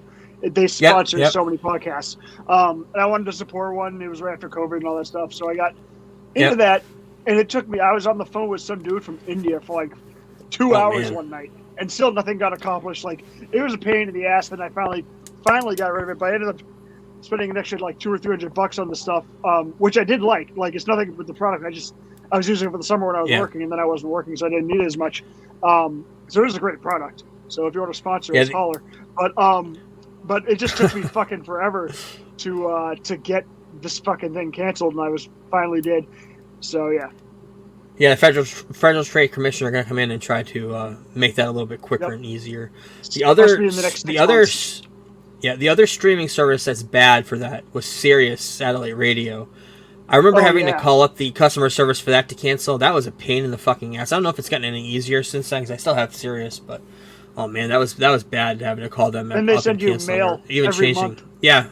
Oh, come back. You have a free trial. Your radio's back on. Come back. No, thank you. Martin Scorsese is doing a Beatles documentary called Beatles 64. It's going to stream on Disney Plus about their trip to America.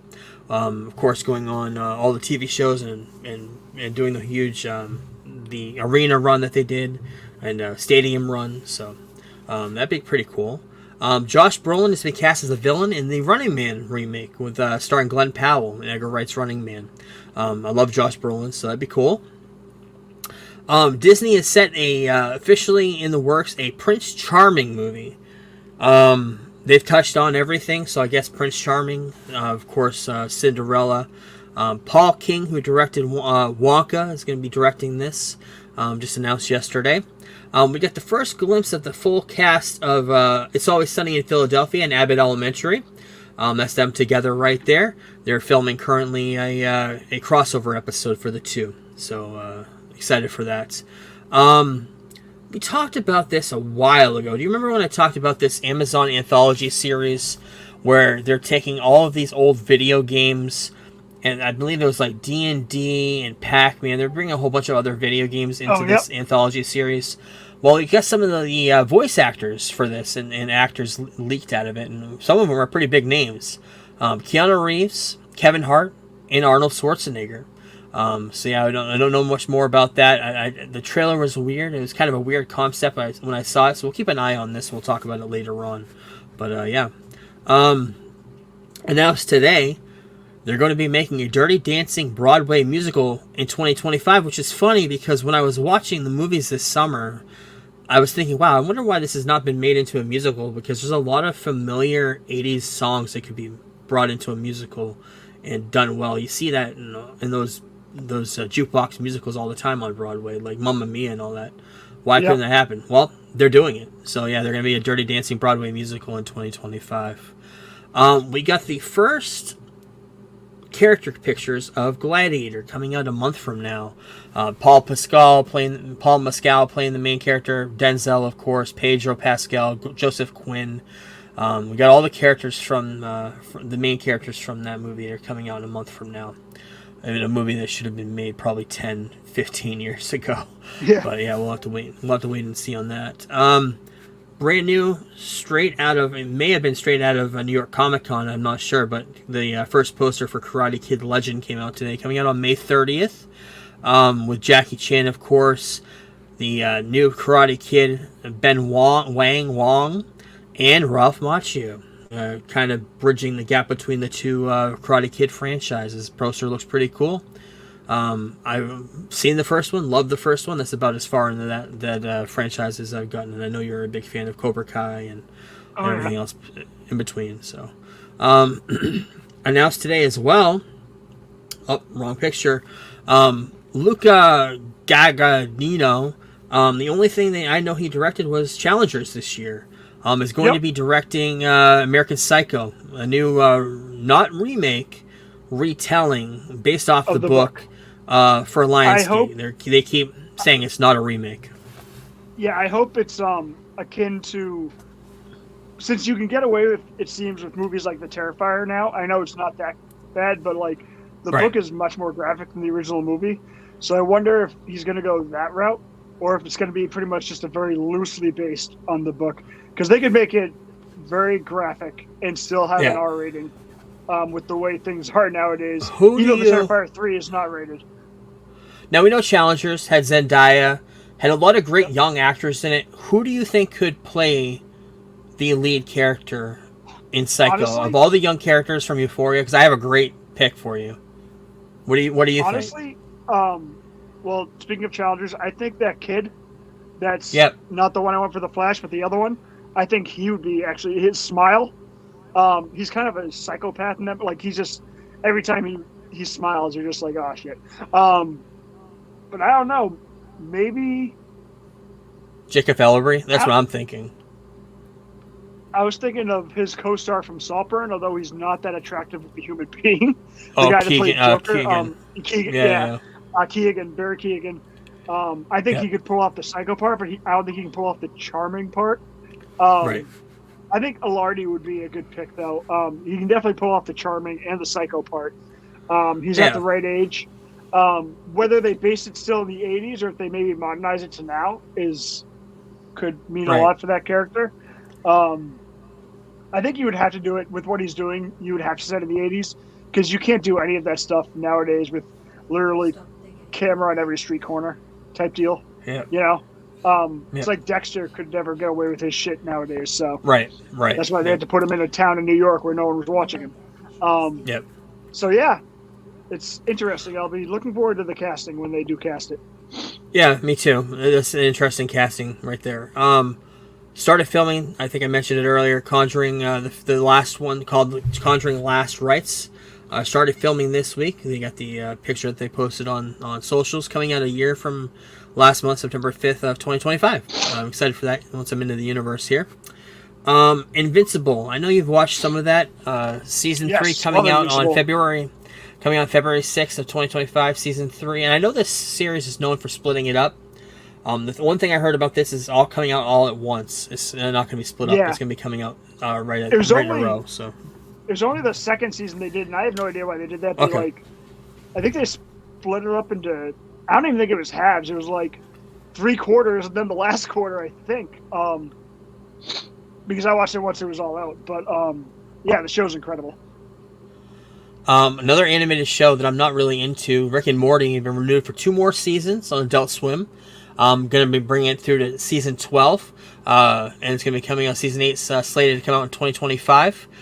Season 10 makes it so this series is going to be coming out until at least 2029. So not a show I'm huge that's insane. into. But, that's insane, though. They greenlight seasons 11 and 12, which season 8 hasn't even come out.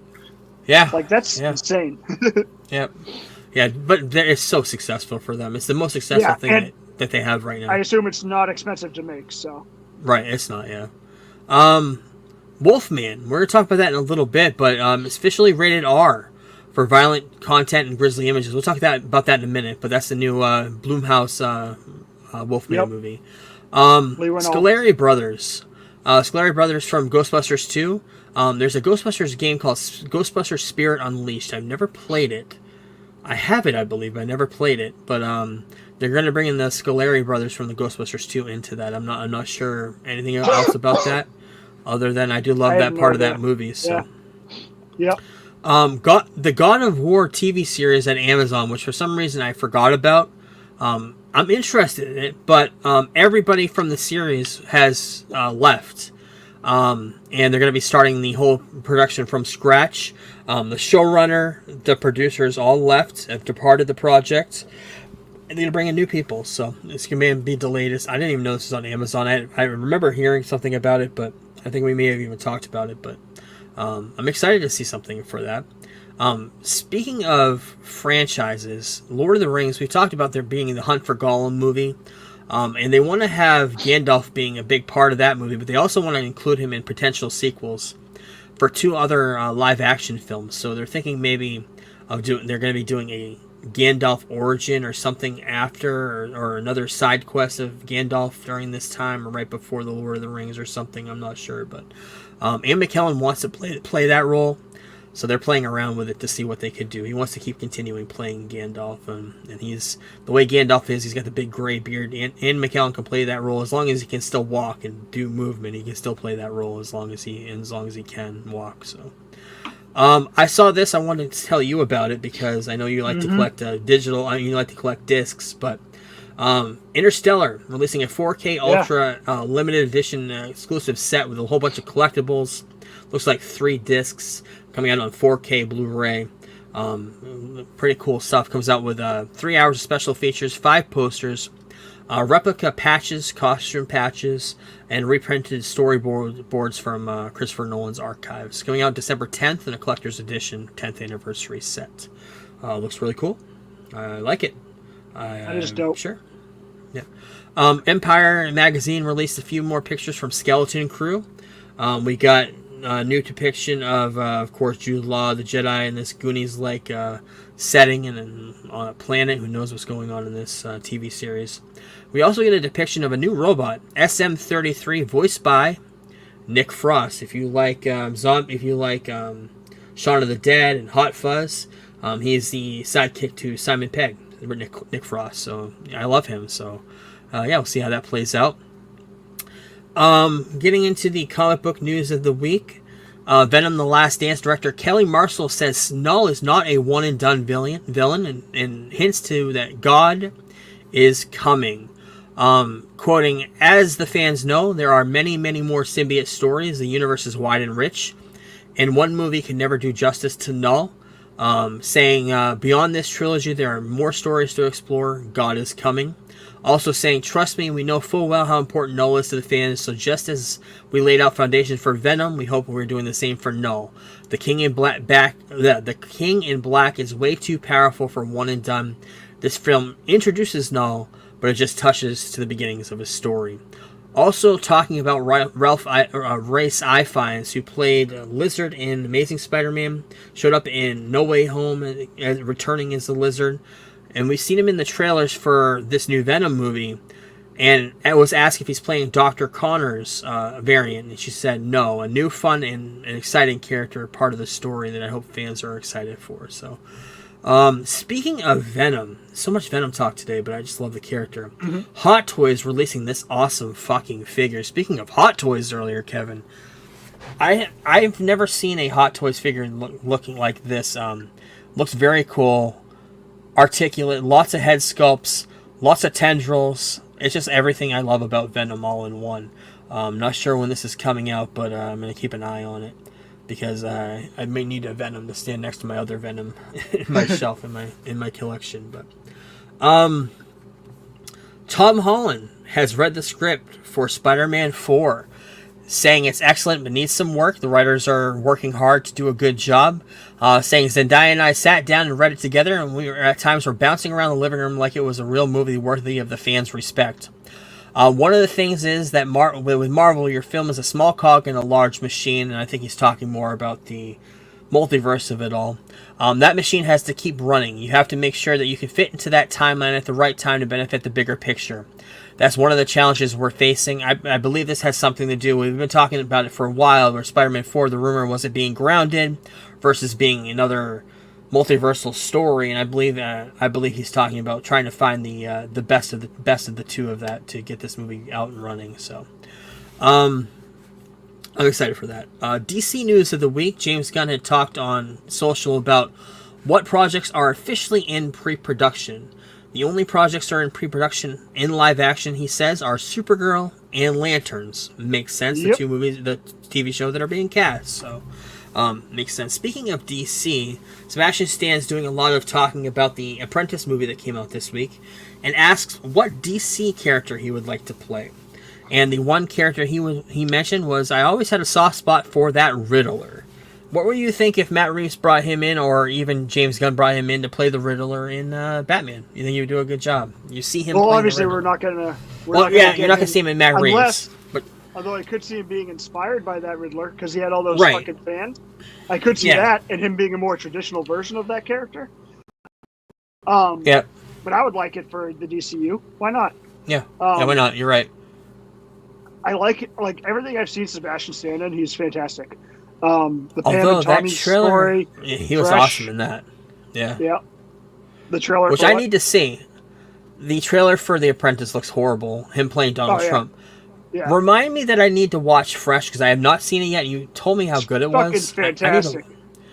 Remind me to add it to the notes, or you can add it. Yeah. I need to watch that. That'd be a good one to wrap up Halloween too. We do Friday 13th part 6. Let's do that. Let's do that next week. Good idea. Yes. Great idea. Brand new figure. McFarlane Toys coming out with a Superman, the movie character, depicted as of Christopher Reeves, of course. Yep. Fully articulated. Coming out as a collector edition. Pre-order launches on the yesterday as we record. Speaking of Superman, dun da da, first glimpse of Crypto, Super Dog. Yep. This was posted by James Gunn earlier in the week with Superman, David Cornsweet, and Crypto. And talking about the story of Crypto, and it's based off of his true life story of him finding a rescue dog, and Crypto is going to be Superman's rescue dog. Because we already know when we talked about Guardians that James Gunn is huge into pet rescues, so makes perfect sense. First, what I thought is they would be doing like a Smallville type deal. Well, remember there was the episode of Smallville where Lex's people are experimenting on animals. I thought maybe he would be experimenting on this dog, and that's how the dog gets his powers, and then Superman saves him. But then James Gunn did say that Crypto is an alien dog, so the race of the dog, so to speak, whatever the breed, I guess you could say, doesn't really matter because he's just a fucking alien anyway. So. Yep. So I'm excited about that. And this is right. I have another picture right straight out of the comic books. This picture is so. Yep. What we got left? James Gunn. Basically what you just said. New York Comic Con started today or yesterday, so we got a lot of preview stuff. Dune Prophecy, brand new trailer coming out next month. A month from yesterday, actually, on HBO Max. Are you excited for this as you were for the movies? Dune Prophecy. I know it's set years before the first movie. To watch something like it's a first off, it's a Max show. Or an HBO show, so that makes me excited because I don't think I've ever seen a bad show on HBO. Second off, it's just going to add to the lore. And to me, half of the fun of the Dune movies is the lore. Same with Game of Thrones. I love the lore. Star Wars, I love the lore. So yeah, I'm excited. Like I'm not like dying to see it, but like watching it every week's going to be a fun time. Yeah, I'm kind of mixed on it. I'm not sure because I do like the movies, of course. I mean, they're really good, but. Yeah, I do want to see Dune 3. I want to see that more than I want to see this, but it's what we have, so I'll watch. I'll definitely watch it. It's free. It's on the Max. So. This trailer came out today, Wolfman. Did you end up seeing it after I sent it to you? Nope, I'm staying away from trailers. Especially for this. Man, this looks good. Yeah, it looks really good. Blumhouse, we talked about it. Looks really good. More on a... Lee Winnall. Yep. Yep. Coming out January 17th of just a few months from now. So, yeah, very, very excited for this. So we'll see. Blumhouse announced a whole bunch of movies. Megan 2, of course. Black Phone 2. Wolfman. Second Five Nights at Freddy's, which I haven't even seen the first one, but I heard it was horrible. But Blumhouse had a big, huge presence there. Also a big, huge presence were the Creature Commandos. They have the whole entire... experience at Comic-Con right now all weekend where they have a whole thing set up with Belle Reve with a if you look at the top of the picture on the left there, on the left in the middle, it's barbed wire over there like a jail, but you walk through there and you see prison cell with all the members of the Creature Commandos. I'm excited for this. We haven't seen a trailer for it yet, which I'm hoping we'll see one this weekend when they saw the DC tease trailer panels. Yeah, we'll get Yeah. There's going to be some sort of a panel this weekend. I don't know if it's tonight or tomorrow. I can't remember, but hopefully we'll see something soon. It's Saturday. It's tomorrow. It is, okay. And also, confirmation of the X-Mansion that we talked about last week coming out. Looks really, really cool. And finally in news, Marvel at New York Comic Con has this new Merle. Yeah, that's it. At their panel and mural, and a lot of depictions from comic books and MCU, with two great pictures mixed in there. One of them being Red Hulk, but the one on the very far right there is Herbie, the robot from Fantastic Four. We're not sure who's doing the voice of it, but very first glimpse we have of the character in Fantastic Four. So. I'm not sure if we're going to see anything at New York Comic Con. I haven't heard any rumors or trailers or panel news from there. But, yeah, well, that's it for news. That's it for the week. Coming up next week, we're going to start off with a game next week. Want to play a game? Speaking of Jigsaw, But we're going to be talking about the 100 greatest horror movies of all time. Probably going to break down the top 10. I want to get your opinion on what you think the top 10 horror movies are, what they're going to put on this list, done by Variety the beginning earlier this month. Also going to talk about Only Murders in the Building, Agatha episode 7, Penguin episode 5, Shrinking episode 3. We're going to be, the big thing next week is we're going to finalize our Crow talk. And we're going to be reviewing the Crow graphic novel that Kevin has right there. And we're going to be talking all about that. We're also going to be talking about Friday the 13th, Part 6, Jason Lives. And the other movie that we just talked about, we're going to talk about that. What's that movie called again? Fresh. I'm going to type that in right now. Fresh, so I do not forget. Not Flash, Fresh. Woman of the Hour came out on Netflix today. This is the Anna Kendrick movie set in the, getting grave reviews, setting during the dating game in the 70s where the murderous rampage is happening behind the scenes. Wild Robot came out on digital. I'd like to watch that this week and review it for next week. And we are going to the movies to go see Venom: The Last Dance. We're putting it right down right now, Kevin. We're going to see it. We're going to review that next week. Because I did a deep dive on Venom today, and I'm excited for it. No matter what the reviews say, sign me up. We're going. Pulling off the Band-Aid, we're going to go. It's usually something I would just hold off and wait and see what the reviews say, but we're going to go. So hold us to it. And then next month, we'll tease it a little bit. Next month, we're going to get into basketball movies. We got into football movies last month, so in the month of November, we're going to be getting into not only Gladiator, but we're going to be getting into a lot of basketball movies. We had already talked about a few. We talked about, where are they? Hoosiers, He Got Game, and Above the Rim. That's the one with Tupac, I believe. We're going to talk about that.